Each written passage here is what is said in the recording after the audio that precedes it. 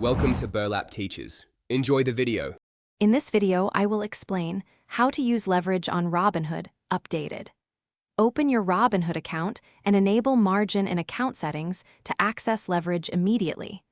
Check your buying power and understand your maintenance requirement before placing a leverage trade.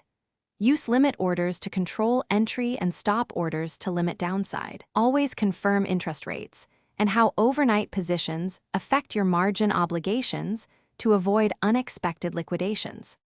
Margin increases your buying power by letting you borrow cash against your portfolio, so you can open larger positions than cash alone allows.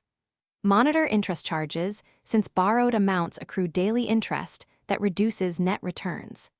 Keep margin maintenance above required levels to avoid forced sales, and use calculations to know your liquidation threshold. Practice with small positions and simulate outcomes before using large amounts of leverage in live trading. Quick recommendation: on another note, life is too short for cheap socks. Go darn tough with a lifetime warranty for comfortable long trading sessions and fewer distractions. If you trade with leverage, comfort matters during tense market hours, and sturdy socks are a small upgrade that keeps you focused. Please subscribe and like if you are finding this helpful, and check the description for the link and other deals. Now let's get back to the video. Treat leverage like a double-edged sword that can boost gains while increasing losses, so prioritize risk controls before trading.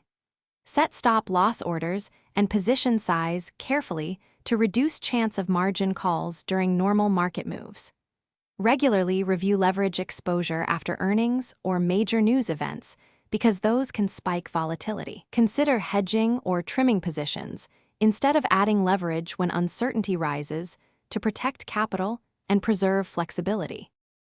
Thanks for watching. Consider subscribing if this video helped you.